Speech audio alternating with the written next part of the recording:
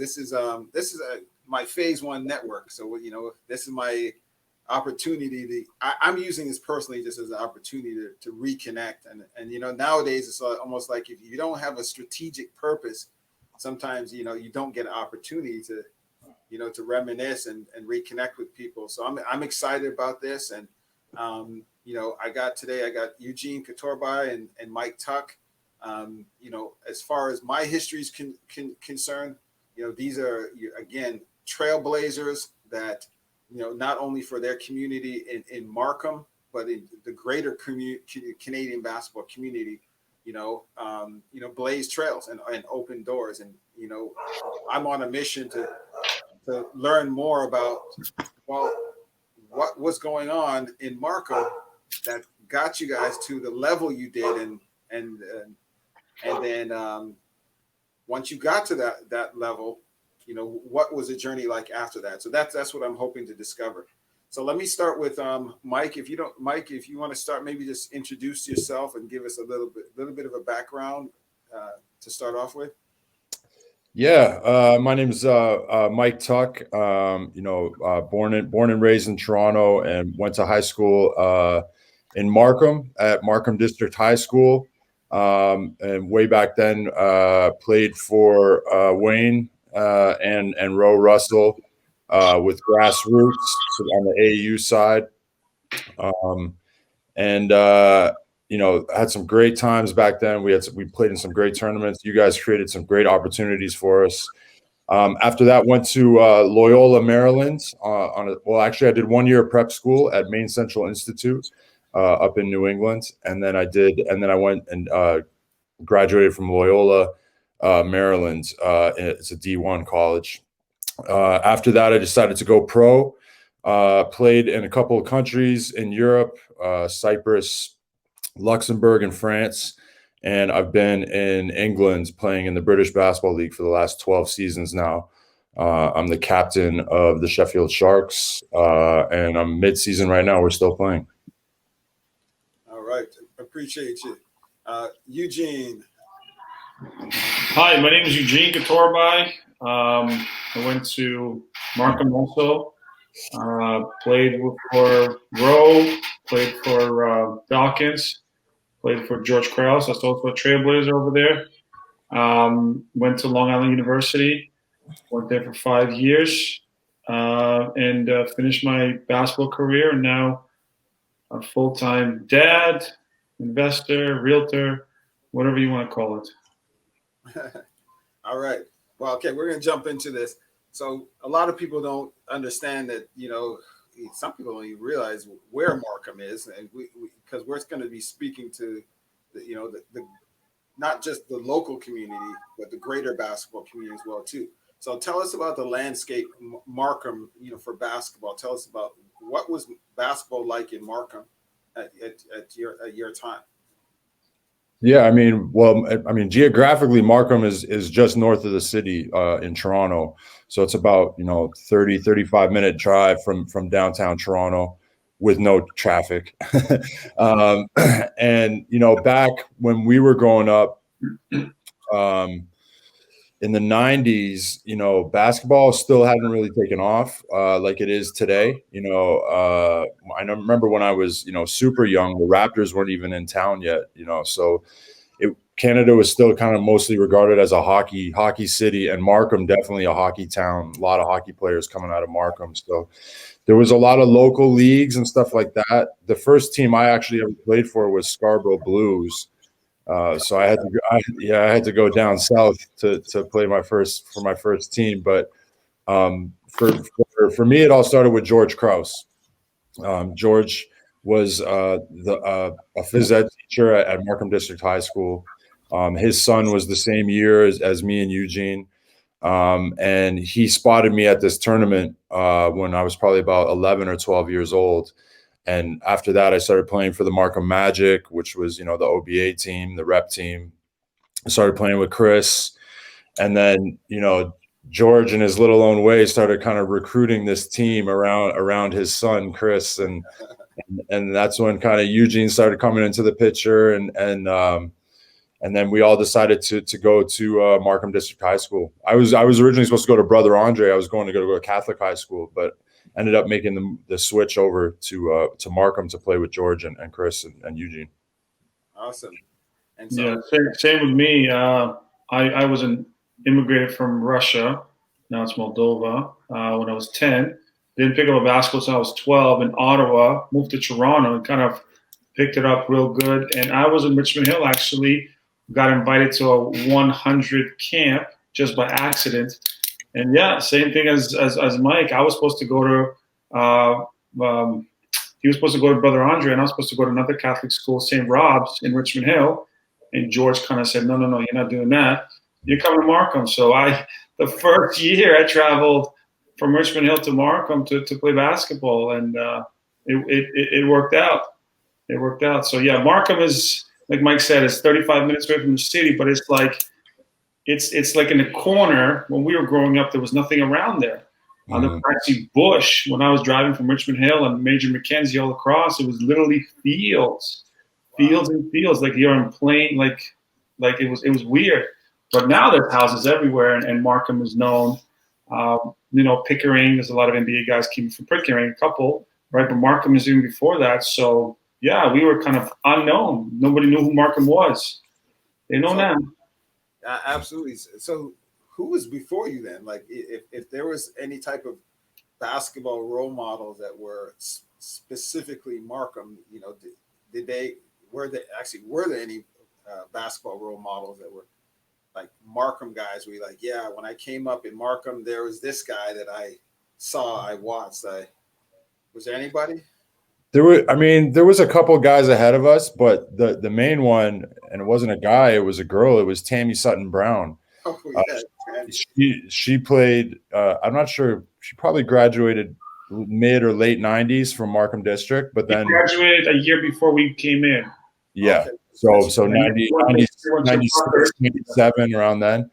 Yeah. So she was like, she was the first one that, to kind of trailblaze on the women's side, and she made the WNBA. She was an all-star, and I remember when we would go to practices or camps, she would always show up and help out. So when I was super little, that she was definitely somebody that I looked up to in Markham. Okay. Well, I guess, if it's a newer community, then, obviously, I guess there's not going to be a lot of history before, it's in a game like basketball as well, too, where it was a fairly a new sport. So then when did this sort of this idea that maybe we got to take you, Chris, and Eugene, because I remember meeting you all as like a trio. And when was this decision made that, okay, well, maybe we got to go find something else, for you guys? Well, I don't know if it was the time, but I'm pretty sure our starting lineup from grade 9 was everybody away. Aaron Brandt was supposed to go to somewhere else, Unionville. Danny Hill that came up with us too. He was supposed to go to Stouffville. So basically, George said, "Hey guys, what are you guys doing? Come to Markham and let's start something good." And I'm pretty glad we did that. And we had Oliver Prince at one time playing with us. So we had Adam Campbell that also went to Richmond Hill. So we did a lot of recruiting, but Richard Belfer. What? Richard Belfer as well. He was supposed to go to Mackenzie. He went to Mackenzie. So there was a lot of recruiting, but it was all local guys that grew up, and I kind of got thrown in the mix, and Oliver got thrown in the mix, and Adam, and George did a lot of recruiting, but we still competed because if you went to our high schools, I don't think we would have been where we're at today, knowing what we know now, so it kind of worked out for everybody. Yeah. I mean, before George became a high school phys ed teacher, he actually coached Division II basketball down in the States in Vermont. So he was already on the recruiting trail. He had already gone through that process down there. So essentially, he just took that whole model and brought it up to the high school level. And nobody was doing that. Yeah, this was before all the prep schools hit Toronto, before all that, all that stuff, all those programs have popped up. George was kind of, trailblazing in his own way where he was recruiting stuff. I think, it was all around Chris, like to he wanted Chris to have a good career. He wanted all of us to have good careers. So he recruited that team. And like Eugene said, from, there was a group of us that played together on the Markham Magic rep team from about 11, 12 years old. But then as soon as we all got to high school, we played those 4 or 5 years all together. And we just, we just learned how to, play and ball out together. Absolutely. So give me some of the highlights of that time, that time the highlights of that time, Mike playing against Stouffville dunked in grade 9 and people went crazy. We're at 3 points and gets a dunk. We're like, yeah, he dunked in grade 9. We're going to get to Mike's dunking abilities, because I didn't realize grade 9. Oh, grade 9. All the kids now, grade 9 kids now are all dunking, but back then it was a big deal. It seems like it. We're gonna come back to that one, but what are some of the big victories that you guys had? Tournaments, OFSAs, all that kind of stuff. What were some things you accomplished together? I mean, well, like the Markham Milliken rivalry in York region was always huge. So when we were in grade 12, we beat Milliken in the finals, and we went off to OFSA. That was always, a big moment for us. But there was lots of moments. We beat Eastern Commerce by 20 at the Humber tournament one year. I do remember. They started Tyrone Madison as a freshman against all seniors. We beat the hell out of them. Never that year, but yeah, we got them. A lot of people don't realize in 5 years we only lost 4 league games. Like we lost 3 to Milliken, and a couple of them were in the finals, and one more possibly to like Huron, something like that. We didn't lose a lot. Our senior year we went 30-10, and most of those losses was to Eastern Commerce, right? Yeah. So they went out to went off to that year. So we had a good group of guys that stayed with it, and some guys transferred, and I wish they would have stayed with us. And they always say after, like, we should have stayed. We would have made, a couple of years in offset too. So it is what it is. Well, I'm going to tell you something. Like, one of the things I've been on a journey is just sort of understanding, deeper the roots of Canadian basketball. And one of the things that came up was Eastern Commerce, when it closed down and Bathurst closed down, and and high school basketball shifting into prep programs and that whole incredible high school basketball scene that you got a chance to experience, I got a chance. It's kind of disappearing. And so a conversation came up because Eastern Commerce, isn't really a Hall of Fame for high schools, and I say, man, we got to do something. And so would you say that Markham, your Markham high school and the years that you spent is worthy of being up there with some of the top high school legacies, at least in the province? Would you say that?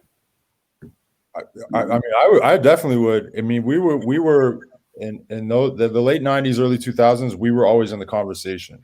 We were always in that top 10, that top 20. And I remember in the Toronto Star, like our names were always in there. We were always in there. We sent 3 guys went on to get scholarships. We had a tough team, and then after that, there was a lot of players that came out after us, like Andrew Krause, like Adam Foker, all those guys. So, so George Adam still plays. He went to California somewhere, and he still played pro, and he's got the Foker effect, and he still does things with basketball like Mike does. The Foker effect, I love it. Adam Foker. It's so funny because his brother, right? Is Adam and Mike Foker. And Mike. So yeah, Mike went and played in Dalhousie or St. FX maybe. Yeah. Mike, but Adam had the better Adam was the same point guard. Longer career, a better career. I'm not sure which. Adam went on and played got a scholarship to UC Irvine and played down there. So yeah, and then I think he played 1 year pro after that. So Adam had a great career. Yeah, I'd love to connect with him.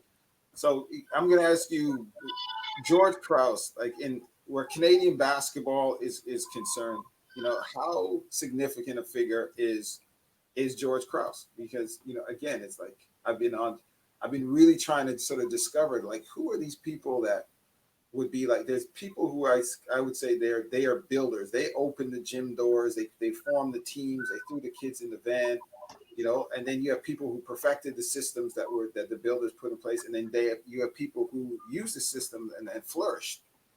You know, where would you put George Krause in you know, his legacy in Canadian basketball? Like, what would you say? How significant his legacy?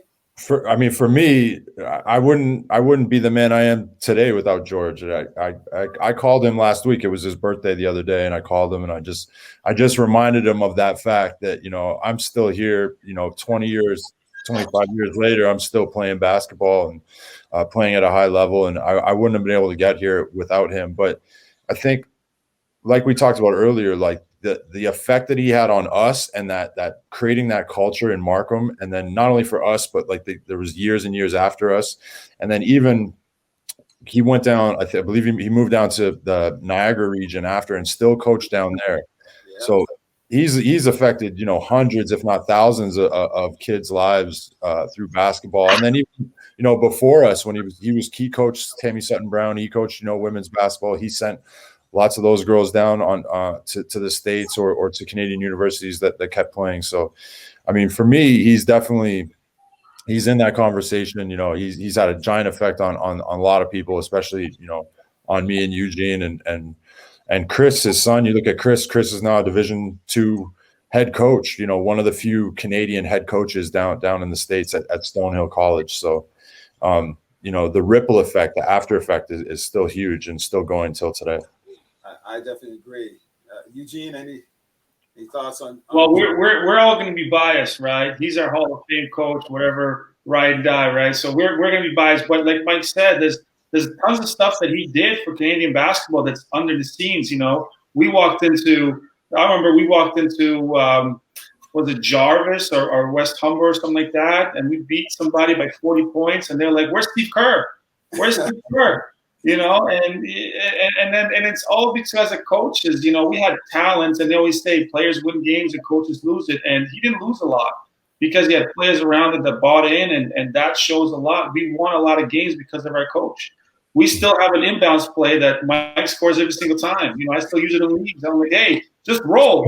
Don't worry about that. Layup. Like it works still. So that to me is priceless. And I was where I'm at because of George. Mike is where he's at because of George. Chris is where he's at because of George. Tammy Sutton-Brown got recruited from she was going to a different high school, and George said, hey, come to me. I'm going to work with you. And she became where she at because of George. A lot of people, you know, they forget, but I talked to him this morning and I said, hey, what about this? He's like, I just can't make it on the podcast. I'd love to, but I can't. But I would love to just sit and talk to Wayne about what's going on and what's this and what's that. And yeah, we're biased though. So he's Hall of Fame. I am also biased because, I mean, yes, this is the 20th anniversary of the formation of Grassroots Canada. And I look at yourselves and I look at George, and this is where George for me is, I really love and appreciate George because he's innovative, you know, and he can see he can see past things that other people can't see.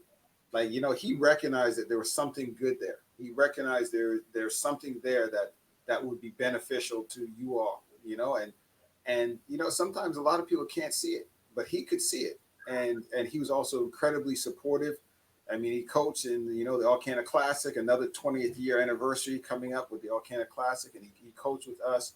But he was so encouraging to us, and because, you know, along the way, what I realized is that, you know, when you're building, you're never building by yourself, you know. And I hope that nobody ever believes that I sit up there and I'm going to take credit for everything that, you know, anything that happened with Grassroots, what happened with, you know, the All Canada Classic of basketball, because it's people like George that if he didn't believe in what we were doing and add what he added to it to bring it all together for the greater good for you all, I don't know if things would be as strong as they were. You know, I mean, you two, like, I mean, what you two were able to do for and with Grassroots is epic. You know, like that trip to France, I just posted about that trip to France. Like that trip to France was ridiculous. You know, like Eugene, can you explain to people what you needed to do at, you know, like how tall are you? 6'4", 6'5"? Yeah, well, first of all, I wasn't even going to that trip. I was so upset. Like, you got Mike and Chris going. I'm just like, oh, okay, whatever. I get a phone call the next day at 10 o'clock saying, hey, I need $200. We're gonna go to England and then go to France. I said, no problem. So we got on the plane, went over there. Yeah, and I had some battles. I've been in Lithuania in the semifinals when Rock got his nose broken, and guys after the game was like, hey, let's sell some shoes. I'm like, hey, sell some shoes. They're like, no, forget that. We'll fight with you guys. It was fun. It was fun. It was fun. And Mike goes over there and wins the dunk contest. Yeah. Jawad, against Jawad, what was it? Rashad Williams? Jawad Williams? Jawad Williams. I mean, it was what an experience, right? Like, I remember when I got the call to say we're going to that, and I was just like, what? And just like, yeah, we're just gonna go. We're gonna be Team Canada. Like, okay, cool. And going up, it was a bunch of teams there: Poland, Czech Republic, Argentina, and then we meet up against USA in the final, and that USA team was stacked, man, just absolutely stacked. But yeah, the dunk competition was the highlight for me, obviously. I still remember, like, you guys coming to the dorm. We were staying in dorms, and they come in. They're like, "Hey, we're gonna be late. We got to go. Dunk competition's right now." I was like, "What?" Shoot off, and I'm pulled off the through the legs dunk in the final to win it. So I couldn't believe it. Man. That was to be honest. I know there's a lot of guys looking at it, and everybody's doing through the legs these days. That was unheard of back then. Kobe did it. That's dunks that you're like, what? Somebody can do that? It's so funny because, hey, I'm going to show you the video, Eugene. I found the video of a tuck in a dunk contest in Sarnia. Yeah. And when it's like we already knew he was about to pull it. He's coming with it because you can see everybody standing up. You see Patrick Tatum. Everybody's getting ready to get all excited, because we've seen it coming because, at that time, that was like I thought that was your signature dunk. Was that like a go-to? I probably only had about 4 or 5 dunks in the arsenal. You needed one, right? One. Like a double pump reverse, the rock the cradle, like maybe a little mini windmill, but like that Michael Jordan. Yeah. But that's all you needed, though. Like, through the legs always. I probably won about maybe 3-4 dunk competitions in high school with the through the legs. So. Well, I'm going to share that with you, but you know what? Like that trip to France, though, just so you know, like that's the kind of stuff where I'm talking about together collectively.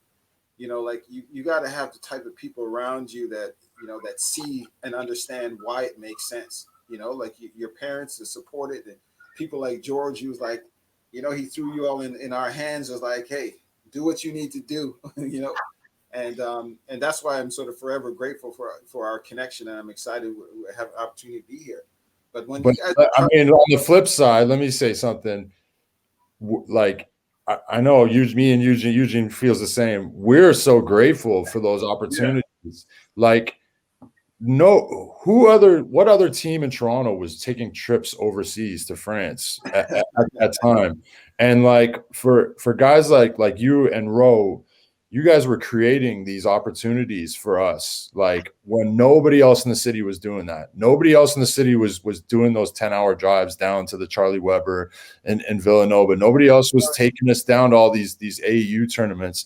You guys were trailblazers. You guys were setting the tone and opening up those doors for us in Toronto when really nobody else was doing it.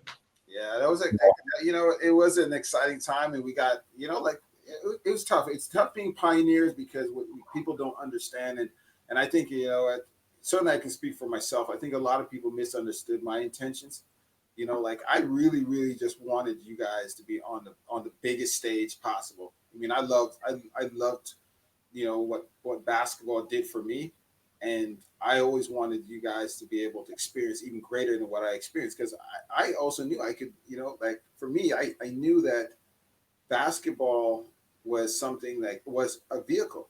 And I look at some people that are getting into the game now as coaches and different things like that. I don't, the motivations are a little bit different because we didn't have the fanfare. Like when we went to France, for example, like nobody knew but us. You guys were getting last minute calls. And when we came back, we just finished playing against Carmelo and all these guys. There was no fanfare. And we got a silver medal at the time. That was the highest finish of a junior national age team. It's all pre-YouTube, pre-social media, pre all that stuff. So it was harder to get the word out. And that's the thing. So I tell people, like, the intentions back there, you didn't have you had a choice. You were doing it for the good of these kids or else, because what was the alternative?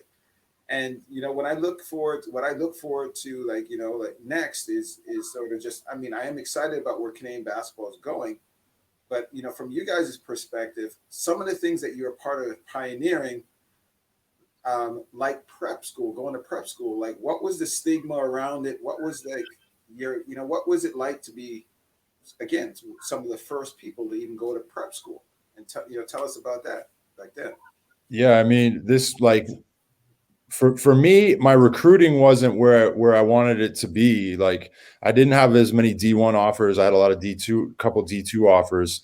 So the gateway into prep school was that, okay, you're going to be down in the States playing, you're going to have more exposure. And like we talked about, this is pre-YouTube, this is pre-Twitter, this is pre-Instagram. Like, there's no social media. So to get found back then was tough, man. Like, I remember we had some guy reach out to me, my family, and to help my recruiting go up. And he made like 500 copies of one of my high school games on VHS. And we were mailing out VHSs to colleges. Like, the kids today will not know the struggle, man.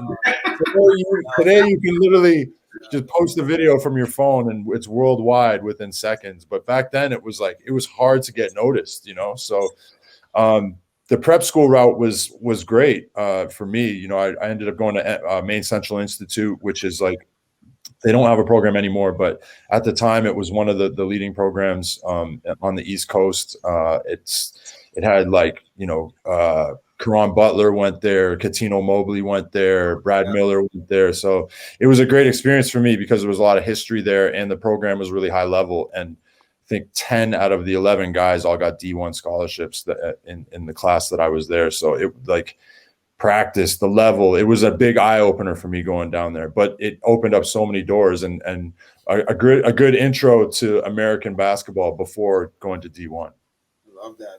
What about your experience, Eugene? I went to a little different experience. I went to Chester Academy. It was like 500 acres for 500 kids. Like, me and Mike were 21 years old, living with dorms of 14-year-olds and nighttime, and got to do this. And I was just like, what did I do? But I got my Division I offer also, same type of environment. It was more lax for me because it was all prep school kids and they were rich kids, and I got, meet a lot of different people. I still stay in touch with them.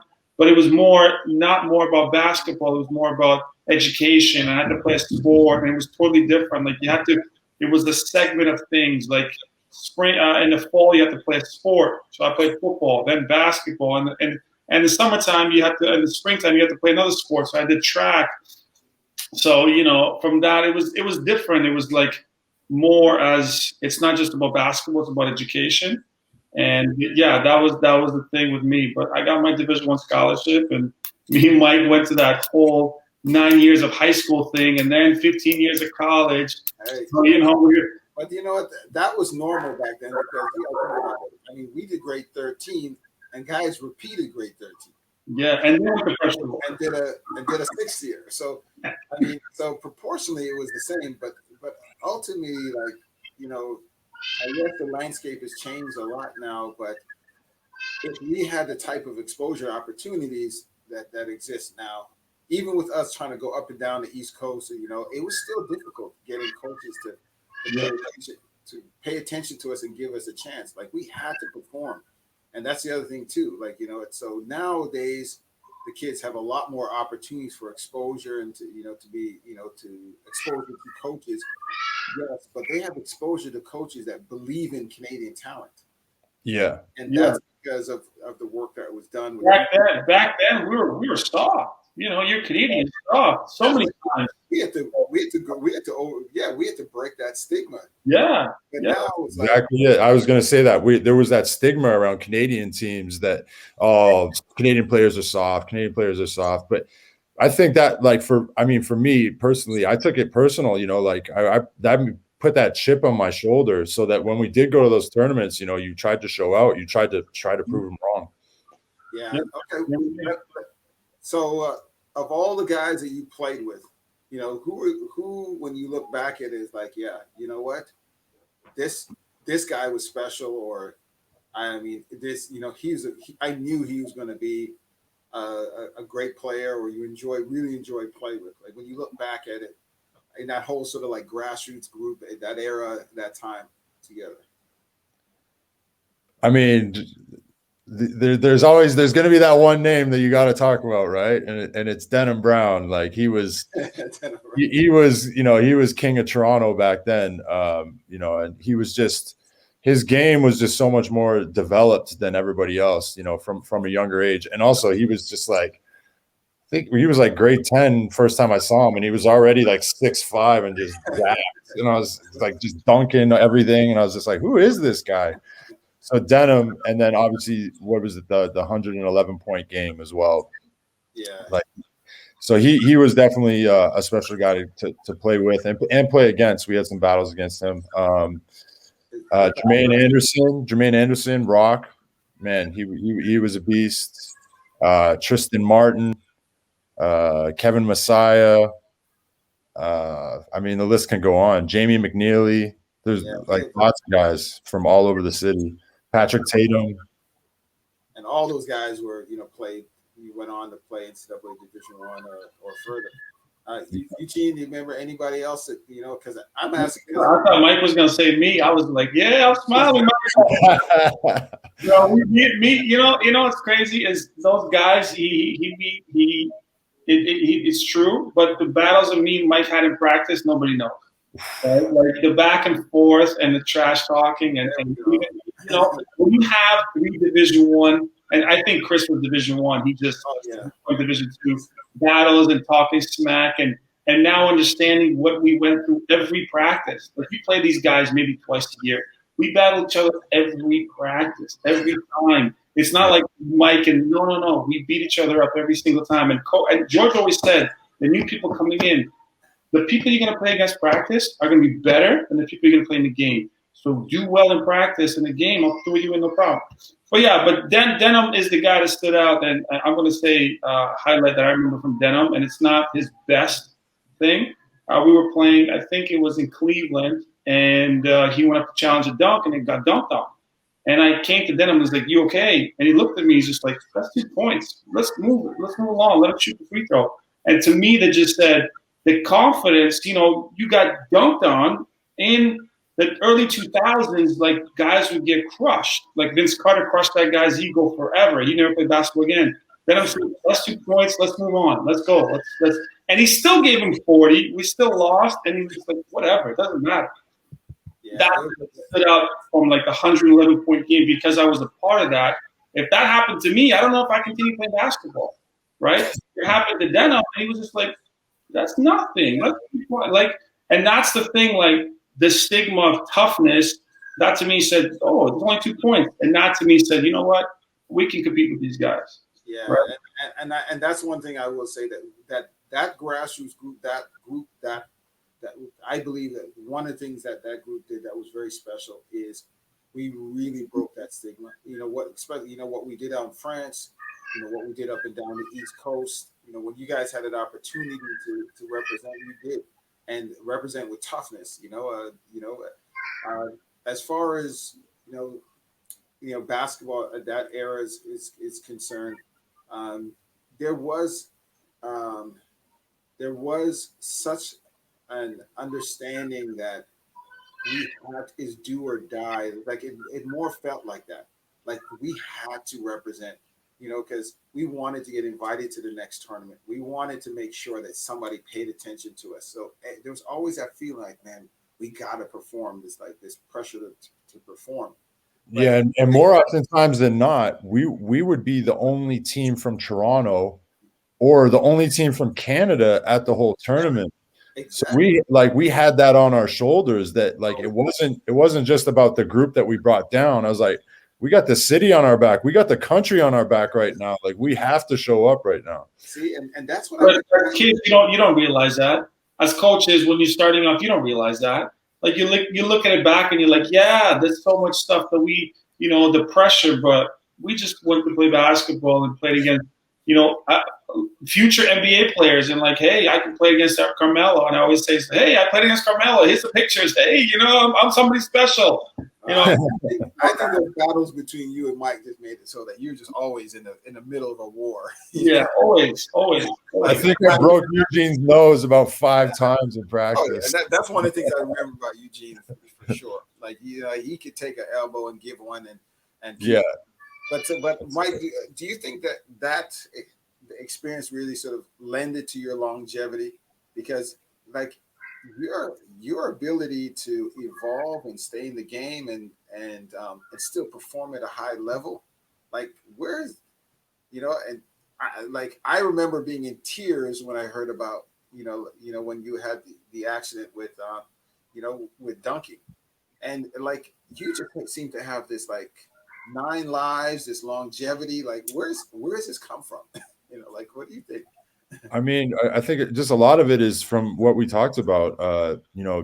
George laying a solid foundation with, from a very early age, and instilling me with like a lot of confidence, and then surrounding me with a group of guys like Eugene and Chris and all the others, where we were battling every day, and that just kind of built up that dog and that fight in me, and then I think also, coming from Canada and going down to the States and constantly having to prove yourself, and it just grows that mentality in you to keep going and to persevere. So when I came over to Europe, I didn't know how long I was going to play. I thought I was going to play maybe 1, 2, 3 seasons or whatever. And I just ended up, coming to England, coming to Sheffield, and I came to a great situation, a great club with a good coach and a good management structure. And I've been extremely lucky throughout my career, and in terms of injuries and stuff like that. And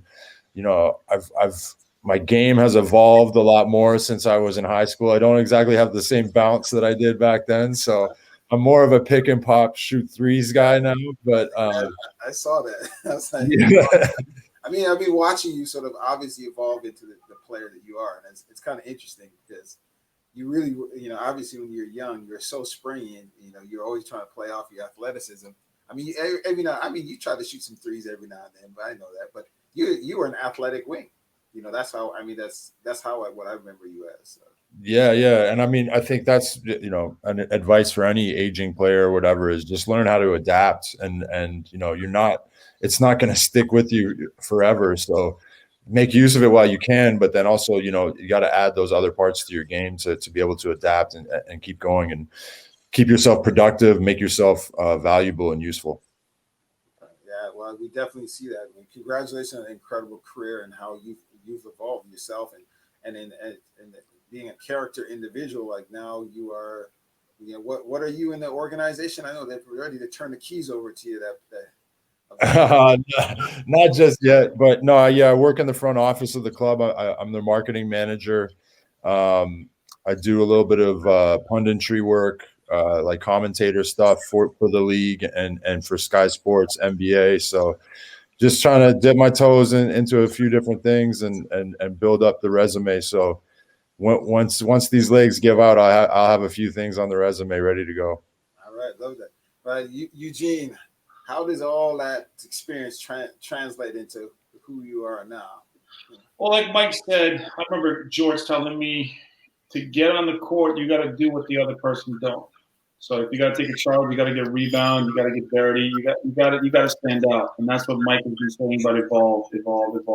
Not everybody can dunk the ball between the legs. I never could dunk. I never could do anything athletically But I'll block your shot. I take a charge. You get an elbow by accident. It's never within the game, right? So yeah, evolving, and right now with players, they think they're going to have it forever. They're not. So Mike went to the career. My career didn't take off, which was fine. And I went through the, getting a job and working, and now I'm doing okay, right? So evolve, life happens, and I think with athletes, I always talk about this. We have a tougher skin than anybody else. If you're in a sports, you don't like losing, but you know that after every loss, there can be a win next game, right? So you try to work to get better and better and better. And as athletes, that's what we try to do, whether it's business, whether it's, wife, husband, kids, you always don't try to always lose. So to tell these young kids these days, basketball is just a tool, use it. And Mike's been using it and has been paying off. But some guys are not as fortunate as that. They get hurt or they just don't get the shot, which is fine. Life moves on. It's a long life ahead of us. We're not 40 yet, and Mike's still playing. But there's some guys, I didn't get my chance at 25, and I stopped playing basketball. So you don't just die, you just evolve. So there's two ends of every spectrum, right? If you want to start a business, you can start it right off the bat. And then by the time you're 35, you can be financially set. That's the name of the game, is get financially set and move on, right?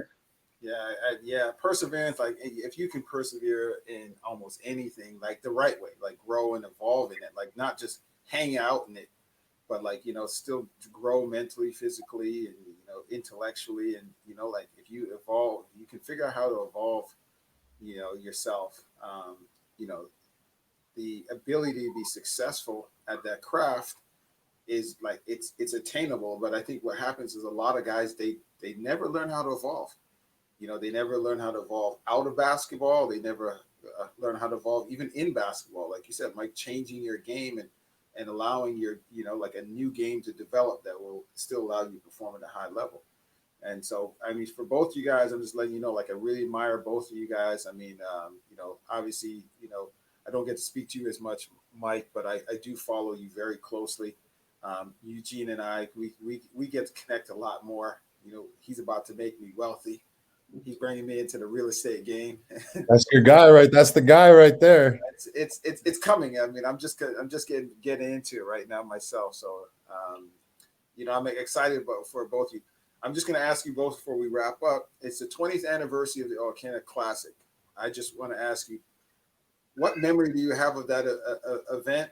In terms of, who you played with or experienced, like, do you recall anything about that event that you could share with us? Tristan Martin breaking the backboard. Olo Matty, you know what? I saw Olo right before COVID at a Lifetime gym. We were standing in line. We're going to put our kids in the daycare. And I was like, Olo, was that you? He's like, yeah, you kind of look familiar. So, yeah, they both broke the backboard. And we're like, all right, guys, that's the end of that. Thank you very much for coming. That was it. Yeah, definitely for me, the broken backboard. It was the broken rim, right? Was it broken backboard? I don't know. Either way, it's like dunk competition is over. Yeah. Like, go home. Well, it was the first year it was a broken rim, and then the year with Tristan Martin, he actually shattered the glass at Centennial College and broke the rim. So I mean that was very memorable. I think for me, like, it's not so much a trip down memory lane or trying to be nostalgic or anything, but, what I believe is like there's some great history there, and it's just worth it to find ways of preserving it and because it is inspirational. We all, there's a generation that is gonna miss out on what this was like if we don't find ways of just revisiting it like this. And I think it's important because it's a big part of our Canadian basketball culture. And so an event like the Alcanna Classic, thank you all very much. I mean, I even have a, Alcanna Classic ring. I'm gonna be giving away some of these, and then I got some t-shirts. So Mike, I got to figure out how I can get you some. Yes, I'm double XL. I'll send you my ring size. Send it to us. Extra medium for me. I don't know what this double XL now. We're not trying to get you to. Well, we're still in the weight room over here, Eugene. Come on, baby. That's been gone with COVID, man. That's been gone, long gone. Trying to get the 100 push-ups a day. I'm halfway there. Oh, There you wow. go. I don't even want to say anything. I have nothing to say. So, so Mike, if you can let me know how I can at least start off by mailing you a T-shirt, I'd love to do Oh that. man, yeah, no, I'd absolutely love that, man. And like, hats off to you again, man. Like you were, like we said many times, a pioneer, an innovator. Nobody else was doing this at that time. And like you said, this stuff deserves to be talked about. It was such a big deal, to be able to bring together an event like that, where you have, all the best players in Toronto come together and play in an event like that. And then even across the country, you had guys from Everywhere. yeah. Didn't you have who was it? White Chocolate from Vancouver? Yeah, he was there. Kyle Wilson, right? Kyle Wilson. Kyle Wilson. Yeah. I visited Jermaine Buckner. Jermaine Butler, that's right. Yeah, because a lot of people don't understand that was a national high school all-star game. That wasn't just, a few guys from Toronto, and Markham getting together. Like, this was like a big deal. I mean, I'm hoping to get a chance to talk to Jermaine Buckner soon. I'm gonna plan to, to hit some of the different communities, where guys are now and get them on podcasts and talk about it. But Jermaine Buckner and his brother Jamal Buckner, came out from Edmonton. It was, like you said, it was a great time. And if I don't shout out Saeed, Saeed Al Naji really was the brainchild behind, like the All Canada Classic. He just really, really was a smart, innovative guy in basketball. But he was a London guy and nobody really cared. right? Shout out to Saeed. He's Dubai living now. Yeah, he's Dubai. He built a gym out there. He's doing his thing. He's always been very innovative. But again, it's like I think if he was a Toronto guy, he would have probably, people would have given him a lot more credit. But being somebody who's coming from London and wasn't really connected as a player, some of the things that he sort of pioneered and initiated for us, like I'll be honest, like he just. He was a smart guy in basketball. So I really appreciate him. I want to make sure I share that. Okay, well, this is not going to be the last time we do this. I'll just let you know that. So we're not even cutting it short. Thank you, Mike. I know you got, you're in season. So I'm sure you got to run off. And Eugene, you got. In season, his season ends. Mine never stops. No, what's up? Mine never stops. I got Mike looking at me like, hurry up. This man has 12 kids and like 8 Five. dogs. Five. You got a whole starting lineup there, baby. You got a whole starting lineup. So I know you're busy. That goes without even saying. So so thank you both very much. I look forward to doing this again. Definitely, man. Thanks for having us. Send me your address, Mike. I will get you. Man, I got you right after this. Thanks.